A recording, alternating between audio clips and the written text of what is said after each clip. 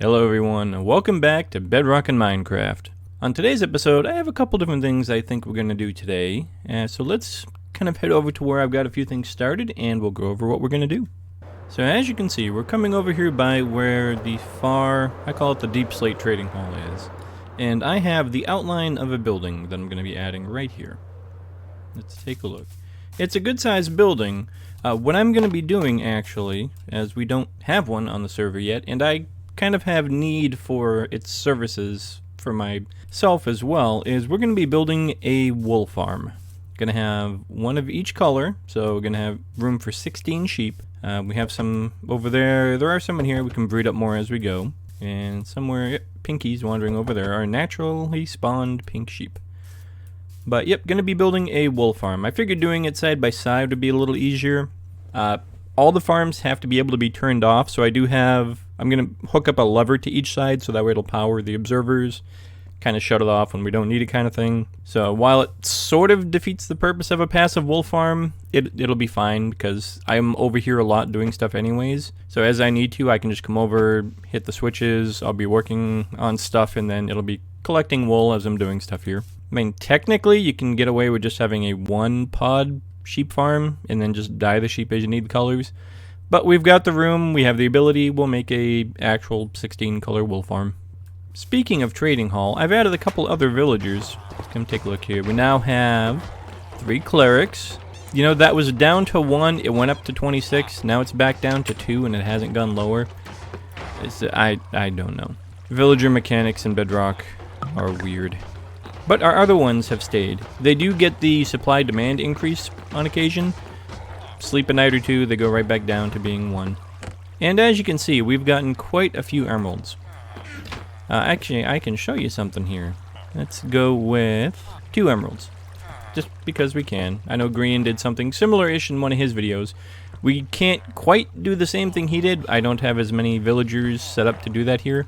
But we can do something interesting as well. So, okay. 2 emeralds. Buy 2 bookcases. Get the books. Get the XP. Sell those. Now we have 6. We'll buy 6 more bookcases.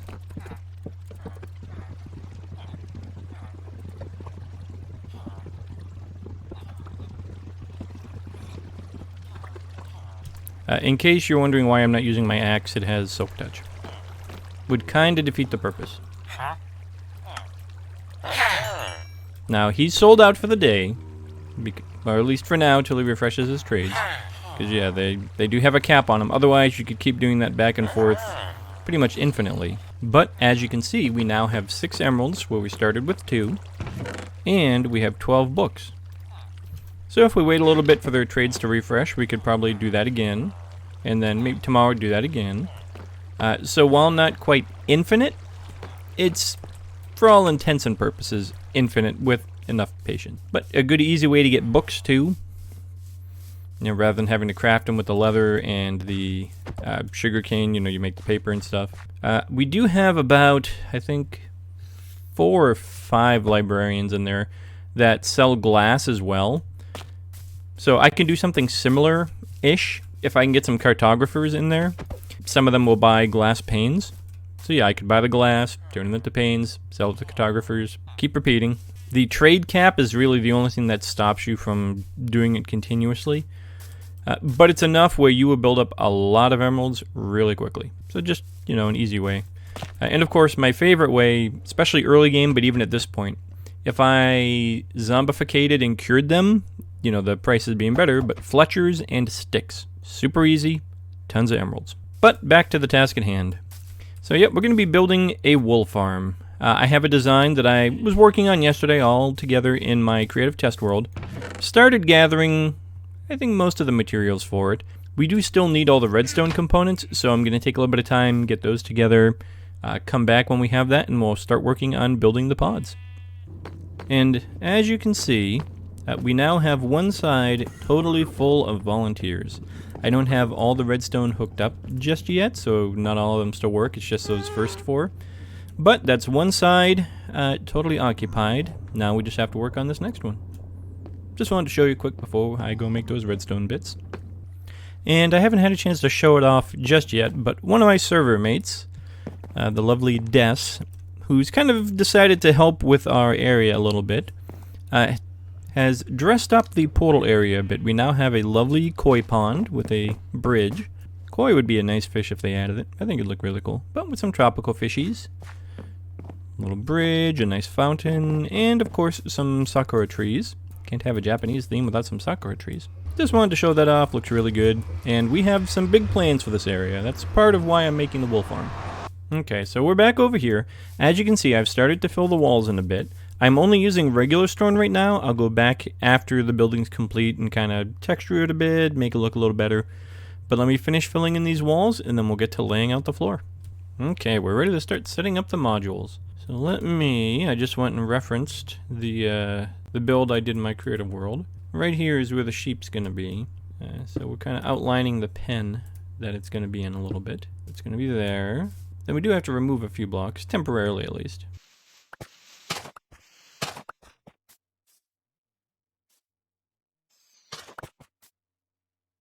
Need observer, because he's going to be looking at the block right there that the sheep is going to be eating. That'll be the block right here, the grass block that the sheep eats.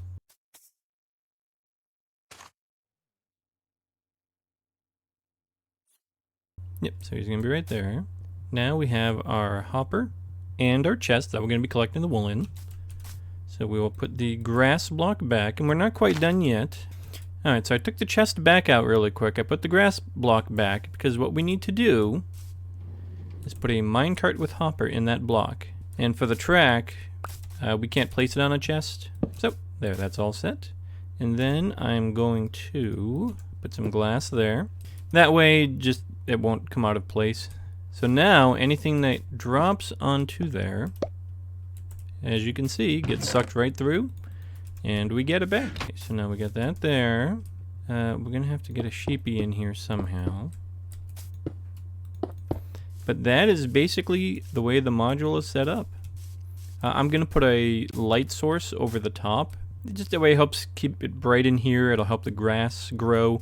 It's very important you use glass because that does not make the grass turn to dirt. And as Mr. Sheep eats that block there, to replenish his wool, it needs to be able to turn back into grass. So doing this, he can't get to these. He will never eat any of the ones surrounding, but it will always make sure that has grass to grow back. And then we're going to dress this up with wood and stuff more towards the end. And then the only other thing we have to do is put a dot of redstone right there. This most definitely has to be a full block. But for a lot of the rest of this, it could be slabs, just, you know, to kind of save on material if need be. I'm not super worried. We have a lot of dark oak.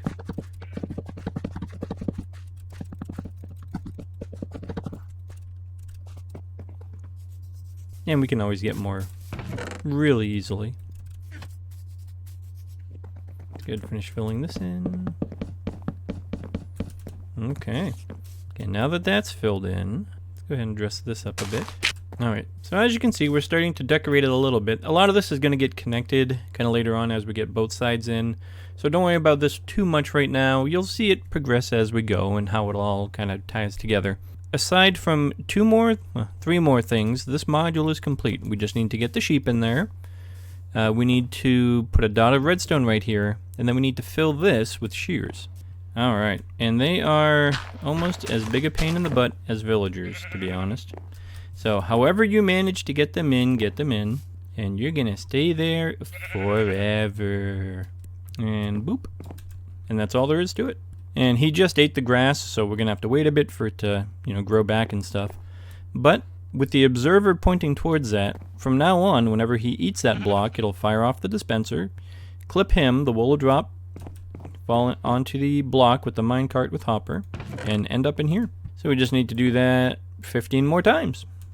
Piece of cake. Small note, I did run back to my base really quick, just to grab some shroom lights. I said I did want to add a lighting block above each one, and we'll fill in the space with more, dark oak and stuff. But that way it provides enough light for the grass and helps keep just this area lit up enough where stuff won't spawn. Just need 16 light sources. I just happen to like shroom lights. Just quick while I'm in the middle of building, if you see, he has no wool, because that just went off and clipped him. So if we wait a minute, when he goes to eat the grass, we'll see it, and we'll see him get sheared again. Come on, eat the grass. There we go. And there it is. And it's just going to keep doing that over and over again for the rest of this sheep's life. Just a pleasant experience for him, that's all. Alright, so as you can see, we're still in the process of getting sheep in there, but this is what it's going to look more like when it's finally complete.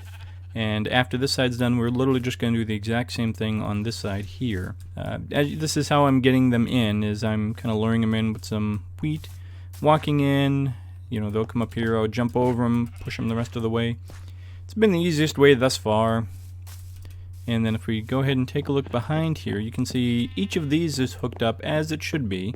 This is how each module will look, so just, you know, forget all of that, just this section right here, that little dot right there. There we go. Like you saw before, when it eats the grass, it'll trigger the observer, which will trigger the dispenser, which will clip it, and then we'll end up with the wool down here. And I've gone ahead and loaded up all the dispensers with the sheep.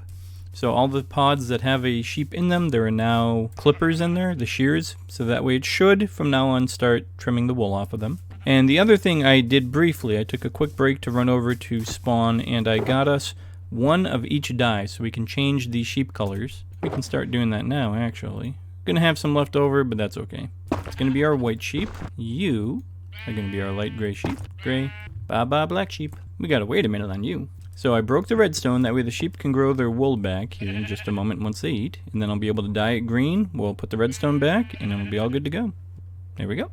And then the next time he eats the grass, it'll trim. So that's what we got going so far. We'll come back again after I have this side fully complete, and then we can take a look at what the next steps are for decorating. Maybe we'll start that side of the building, and that way I can, you know, build this side out after. I actually do have a decorative plan. Doesn't happen often, but hey, I'm trying to get better at it. I just got to put a few more blocks of wood down in here. Yes, I know slabs would save material. We have plenty to spare, so I'm not worried. As you can see, yep, light source is on the top, and I just encircled the rest of it with that just to kind of help dress it up a little bit. But here's the first 8. So what I'm going to do then is I'm going to take a little bit of time and do the same thing over here, and we'll come back once I have that set up. Alright, so as you can see, both sides are now complete, all the sheep in place, all of them died. And I also have the shut-off switches in place. Let me show you how those work. It's kind of a mess, and I'm sure there's probably a much simpler way to do this, but I am not a redstoner by any stretch. So this, I am amazed that this worked, let's go with that. But it does in fact work. All of these are feeding the dispensers that powers them, so that way when the observer clicks, it doesn't do anything. And as you can see, it allows them to grow their wool back. We can turn either side on or off as we want. See right there? Nothing happened. Now when we flip this, that will cause them all to shoot off one time at least. Now as you saw when I flicked the lever, when you turn it off, it does cause them to, you know, clip one last time. So we'll go ahead and we'll turn these off. So now with the switches off, it is back to just a regular wool farm. As they eat, it'll trim. And if we want to turn it off, if we're not going to be around here, flip, it'll be off and they'll be all set. So yeah, a switchable wool farm, server friendly. So now what we got to do is make the building look nice. Maybe, you know, put a roof on it, that kind of thing. So grab up our supplies here, and then we'll get started on that. Alright, it has now been about a day or so since that last bit was recorded, and we are done. Our wool farm is complete, building and all. We're ready to take a look and for the grand reveal here. Now, I tried to channel my inner sausage, my inner mythical sausage on this one. I definitely got influenced by some of his usual build styles, and I'm particularly happy with how the roof came out. So let's turn around and take a look. And there we have it, our wool farm. Let's go ahead and take a nice little look around here. We got some nice flowers in the front with plenty of bushes. Gotta have the bushes. Have bushes running along the sides and some windows. Let a little fresh air in there for the sheepies. And as you can see, I did texture the sides a bit. I kind of add a little bit of aging, just I think it looks better with the little bits of the brick and the andesite mixed in. Plenty of bushes on the back, of course. And this side, sort of a mirror image of the other, just the texturing's a little different. So let's go ahead and take a look inside and see everything totally complete. And here on the inside is the complete wool farm. As you can see, I have it turned on right now. It's been going since I've been working in the area collecting some of the wool. So anytime we want, flip, turns them off. Server safe, like I said. And here we go. I went with that kind of nice, what's the, Windsor, I think is what Sausage describes it as. I like the nice stripped oak and stripped spruce logs. Just the contrast between the two I think is a really nice look. All the sheepies we can walk through, get the wool whenever we want. Yeah, as you can see, they've been going pretty good while I've been here. Now, I did mention that this is part of the reason I built it had to do with the next bit I want to do over at my base. I think maybe next episode we'll touch on that a little bit, and we'll see exactly kind of what some of the plans are. I don't know if we'll start them next episode. We'll start the starting, at least, if that makes any sense. Kind of the pre-starting, if you will. But I do believe that that's going to do it for now. Remember, if you like what you see, go ahead and hit that like and subscribe button. Does not cost you a penny at all, but helps me out immensely. Lets me know that you guys enjoy seeing these, and I should keep making them. We are over 30 subscribers now. We're getting closer to 50. My goal, hopefully, this year, first goal I want to reach is I want to get that magic 100. So every one of you that hit subscribe, thank you very much. Everybody who has hit subscribe, you're all appreciated as well. And as always, my name is Phoenix, and this Phoenix has got to fly. I'll catch you next time.